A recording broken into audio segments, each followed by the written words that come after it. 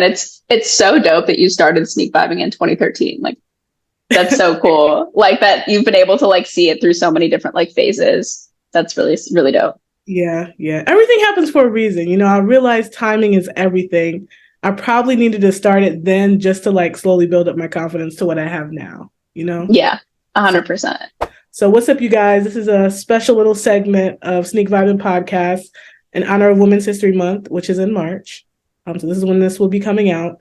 But I have an amazing music curator, artist manager, literally does everything under the sun. Really a Renaissance woman, to be honest. Oh my gosh. Annabelle Klein. If you don't know, she's your favorite music curator on TikTok. And she has managed to create almost a new interesting space for music commentation, music curation. And there's a lot of integration happening with that. So I wanted to come to you in a different angle because I know everyone talks about like your work, touring with Earth Gang, things like that. I've seen the other interviews. I don't want to ask the same questions. So I wanted to start from DJing because I've always loved DJing. I've seen my father DJ. And to DJ, you have to have a keen sense of music taste. You have to have a certain type of musical taste. And so where did the love for DJing, how did that start for you? Yeah, so way before I started DJing, like I always loved being the one to play music in a room, like just being on aux. Like I really loved being able to kind of like to maneuver the energy in a room, to see people react when I played a song like I knew they'd love to hear. Like at parties, I would always be the one like I want to make like the party playlist. And when I like went to college, I went to like a very like fratty school, like lots of just like frat parties. And I would always see these dudes up there DJing, all playing like the same songs. And I was just like, I want to learn how to do that so I can do it right. Like, because I'm just seeing all of these like men like butcher this. And like, I want to get up there and I want to do it right. So like my last year living in my college town, like right after I'd graduated, I bought like a secondhand DJ board, like from a frat guy. And I was like, I'm going to freaking learn how to DJ. Like, I'm going to do it. I always thought DJs were super cool. And so once I got that DJ board, I like played around with it very lightly for a year. And then a year later, 2021, I had just moved to LA or I'd moved back to LA because I'm from LA originally. And like, I really started practicing DJing every day. And I just like immediately really fell in love with it. I think for me, like having the background of always wanting to like be the one playing music in the room, always wanting to be on aux, paired with like, I have a really good sense of rhythm. I took music theory classes for a few years when I was a kid. Like I played piano and I've always had a really good sense of rhythm. So I kind of like had a sense for how I wanted to blend music together. Once I got the hang of it, it was like when you give a toddler an iPad and they could just play for hours. Like I was having the time of my life. So since then, it's just been like consistent practicing, like getting the courage to go in a room and, DJ in front of people. I still get really nervous and I still consider myself a beginner. But yeah, that's kind of how it all started. It's just like, I knew that it's something I would be pretty good at. And I wanted to like be better than like the frat boys I saw doing it badly. So I just wanted to like represent for people with like my music taste. Yeah.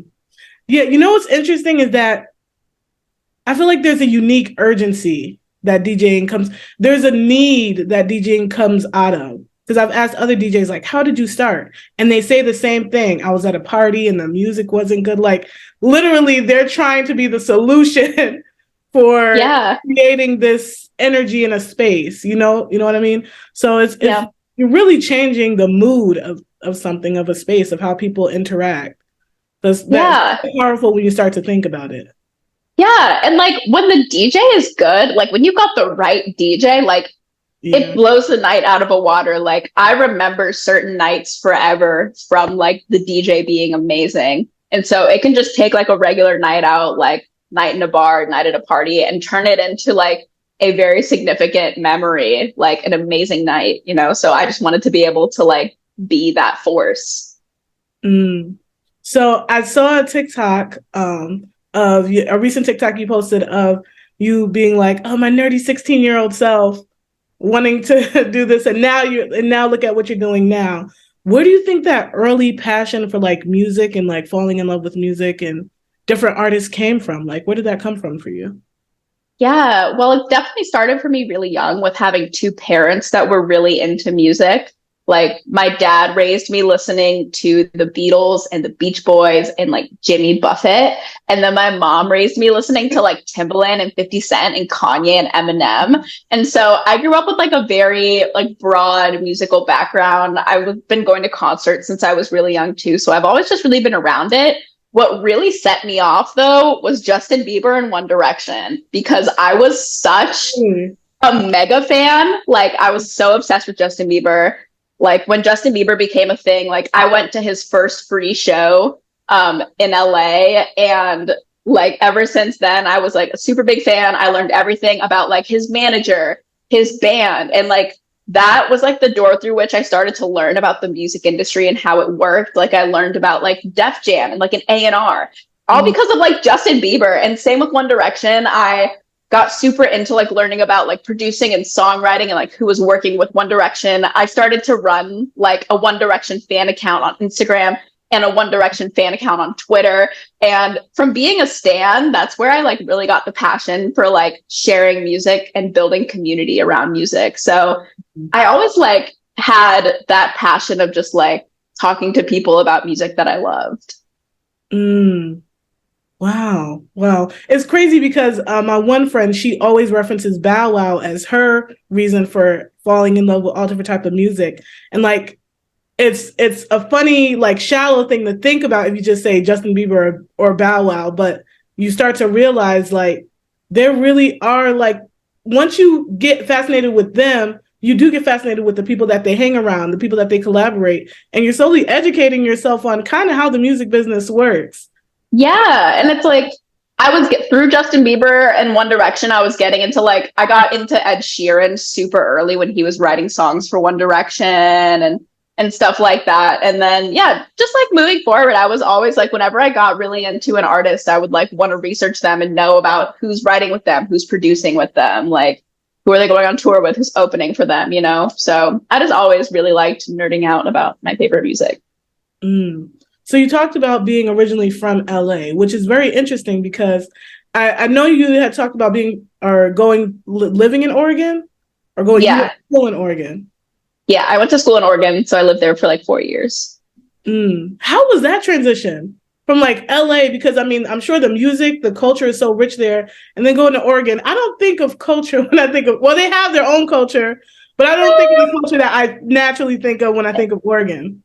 It's not like the kind of culture like in LA at all. I mean, I grew up around like West Coast hip hop Mhm. and like very much just like LA culture. And moving to Oregon was a really big change. Like it was definitely so I was living in Eugene, Oregon, which is like an hour and a half south of Portland, a pretty small-ish like hippie town.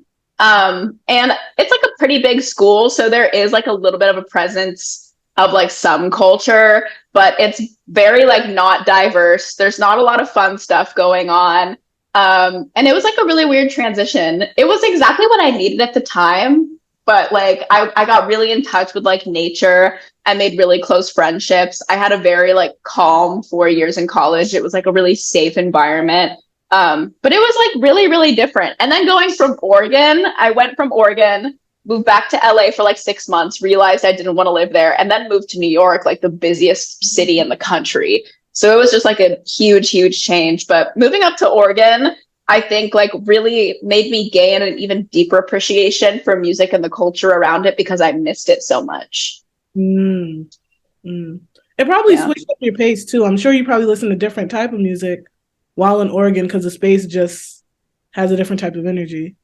Yeah, I was getting a lot more into like softer, like indie, like grunge. Like I was going to a lot of house shows.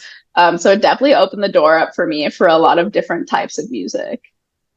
Wow. So talk about the transition from talking about or making fun of guys and their music taste to now like literally putting people on like you're the face of introducing new artists and new music to a large group of people. Like what was that? Yeah.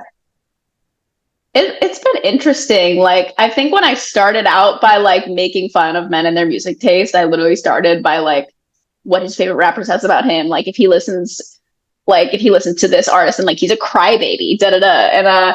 And it's been interesting going from that to being like more of I wouldn't say like an authority voice, but just like a leader that some people look to for like sharing new music. I think that when you start out by bashing men, they deserve it. But like when you start out by bashing men, like it makes you like people will attack you and say terrible things about you and your music taste and make you feel like I didn't feel confident in my music taste for a minute when that was happening because I was like, oh, maybe I don't know what I'm talking about.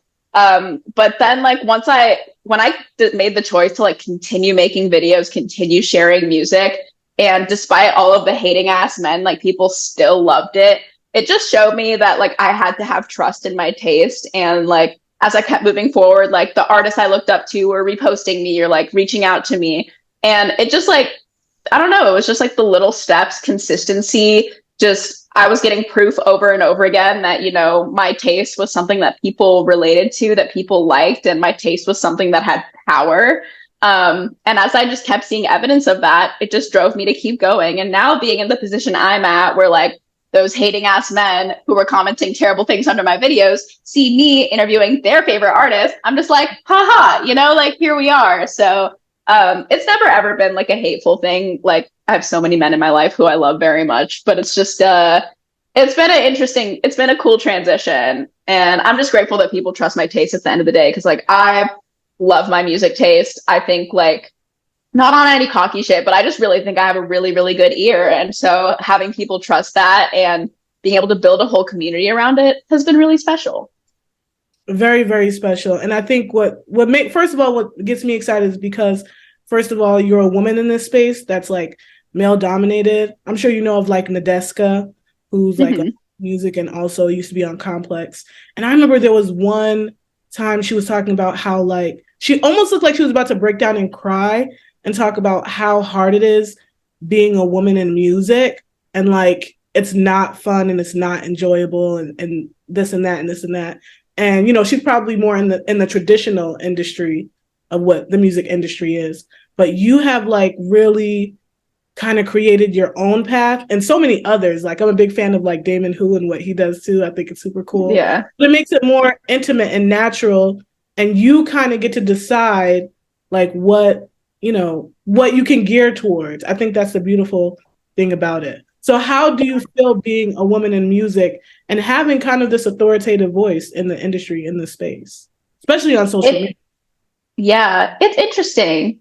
There are days when I have really bad imposter syndrome and I'm like, you know, am I just some silly girl who like talks about music and everyone like laughs behind my back and like, you know, I don't know what I'm talking about? Because that's how people make me feel sometimes, you know.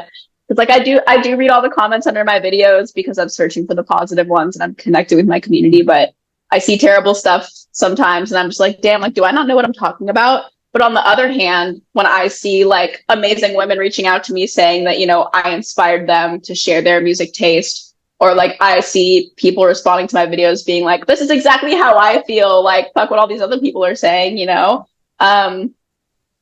It's empowering at the end of the day. I think it's beautiful. I just think, you know, music is such a subjective thing. Like your taste is so unique to you. There is no right or wrong answer to what is good music. It's different to every person. So I just think that especially as a woman, it is a rebellious act to like put out there what your opinions on music are and tell people what you like, tell people what you don't like. And, you know, it just helps other women who might have a similar view feel included, feel seen, and just feel excited about expressing their opinions on music. Like if you're a girl in a room full of men and like y'all are discussing like Young Thug or something, it's like you're gonna feel so hesitant to say like, oh, I actually think this song is better, or I think this is his best album. Like you're going to get attacked. But hopefully if you see someone like me out here making bold statements about my opinions on music, you'll feel comfortable speaking up your opinions in that room and being like, maybe like I have like a, you know, valid opinion on music too.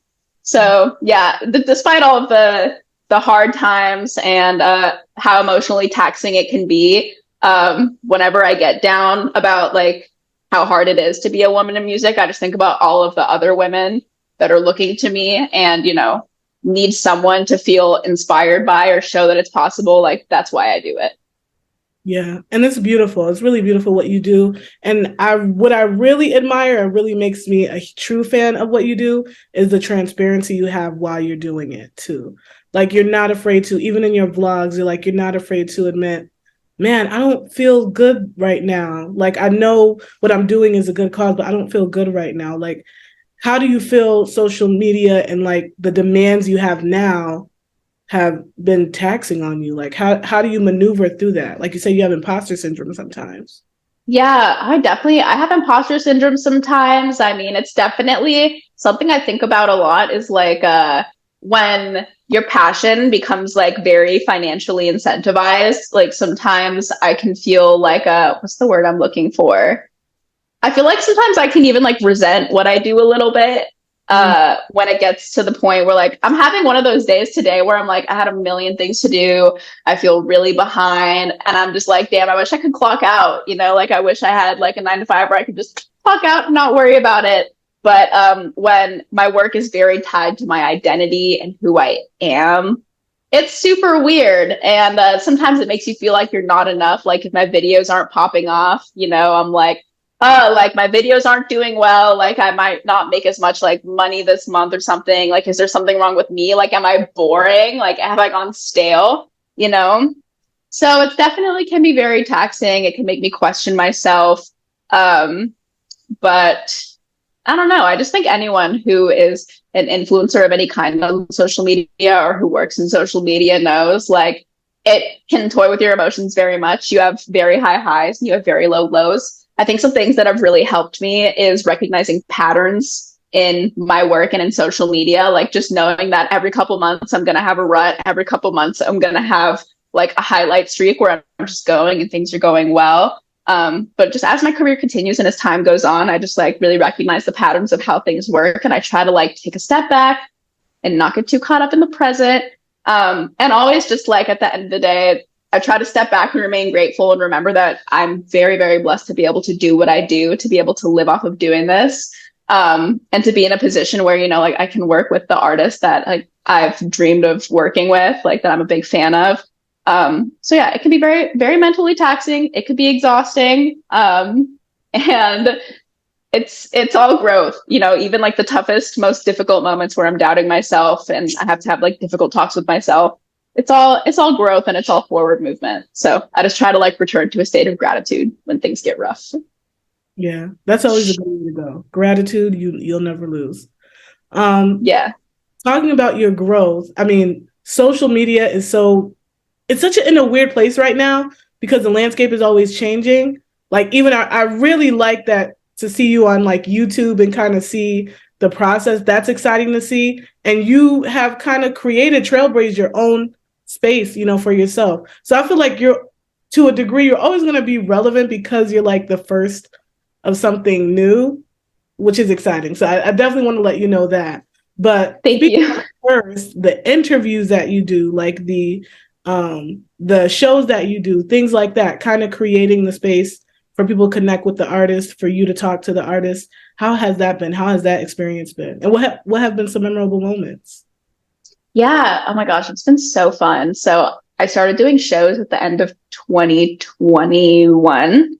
And since I was really young, I've been going to concerts. And like, as I started getting into high school, I went to a lot of music festivals and I was always super infatuated with like lineups, how they're curated, like whatever lineups would be announced, I'd be the first one to be like looking at them, reacting, like planning out my schedule for the day, like what artists I'm going to go see. So being able to like be behind the scenes of that with my own shows has been really fun. I love curating lineups like a playlist, making them flow, making them all make sense, like thinking about what kind of community I'm going to draw out with the artists I put on a lineup. Like it's all really fun.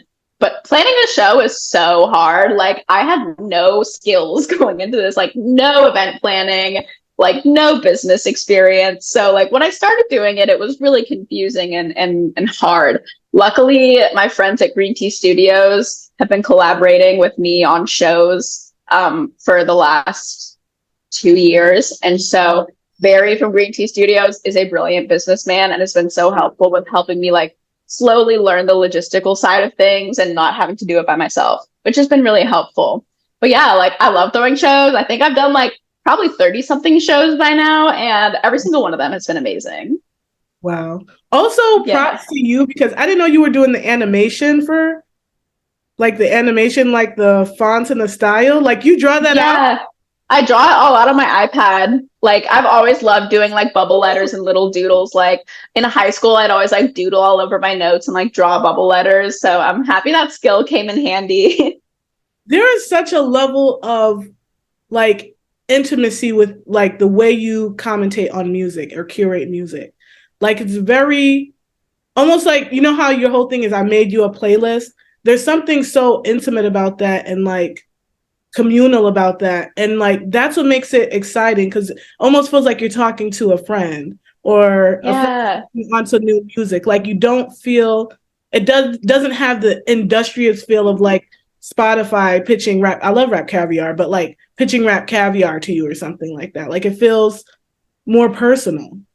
Yeah, I'm so glad you picked that up because that was my aim from the beginning. Like, just the intimacy of like a friend making you a playlist, or like if you're looking for new music, like reaching out to your friend who you know has good music taste and be like, can you recommend me a few songs? Like, someone intimately like knowing you and recommending you music based on like who they know you to be is like such a beautiful, like warm thing. Or like, whenever I had a crush in like my past years, it's always been like, if they make me a playlist, like I'm done for. Like I am in love. And you know, like I would make my crush a playlist like very specifically sequenced, like telling them certain things, like low key. And you know, I just think that playlists are such a fun way to connect with people. And so that was just like the whole basis of the That Good Shit brand, and like the I Made You a Playlist was just all about like connection and like, yeah, emotional intimacy by sharing music, because it's like the modern version of a mixtape. It's like a Spotify playlist.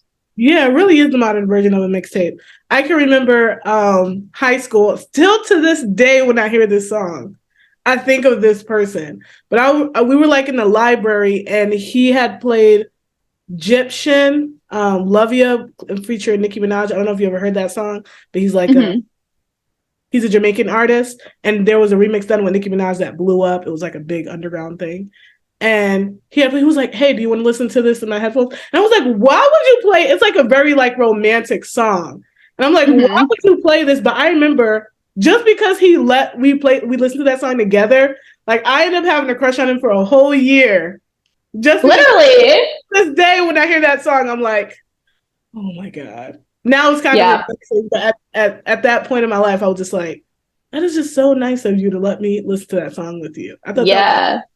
so there That's is so that, real. yeah, there is that like really cool connection you get to develop with someone because you're experiencing it together. You know what I mean? Yeah. And also I think it's beautiful, like how music carries memories like that so strongly. Like whenever you hear that song, you're gonna remember that moment so clearly, like where you were, what it looked like around you. Like something that I think really helped me realize the power of a playlist is like my family went on a trip to Europe when I was 15 or 16. And my dad made this playlist with like whatever, like 20 songs on it. And he only played that playlist for the whole trip.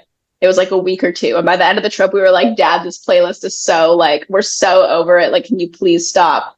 But then when we got home, whenever I'd listen to that playlist, I would have the strongest memories of like all of my adventures and like all the places I had been and all the feelings I felt. And yeah, I was just so excited to, you know, go back to that music and have such strong memories. So, you know, like you'll hear a certain song and it will literally transport you back to a specific moment. And so playlist music just have that unique ability to like really tap into your memory and like unlock stuff you like may not have remembered otherwise. Yeah.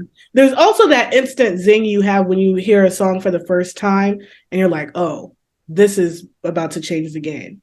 So I wanted to Yeah. ask you, like, how do you choose what songs to share? Like, how do you, what is that journey like for you?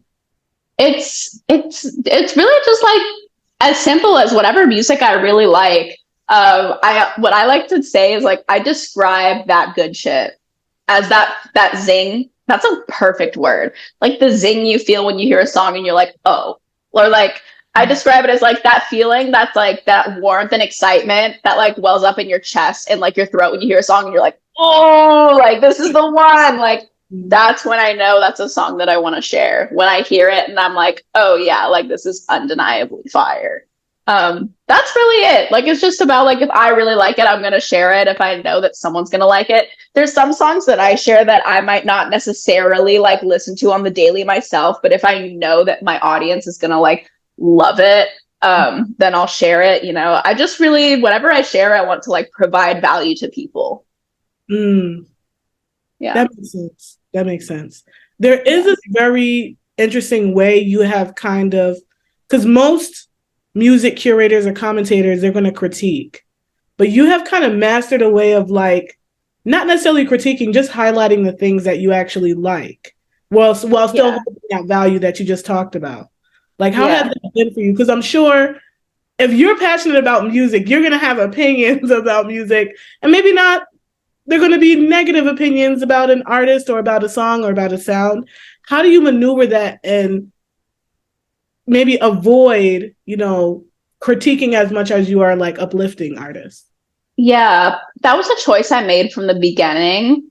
Just like from other reviewers I had seen reviewing music, I just like, it's always been really hard for me personally to critique something that I didn't create myself. Cause it's like, what good are my guidelines for them? You know, like, of course there's songs that I hear and I'm like, this is not good. And I'm just like, I do not like this, or like, this is corny, you know, but it's like, I'm not the one who made it. So I've never felt like I'm the one who should be judging or like telling an artist that they're wrong for doing what they did.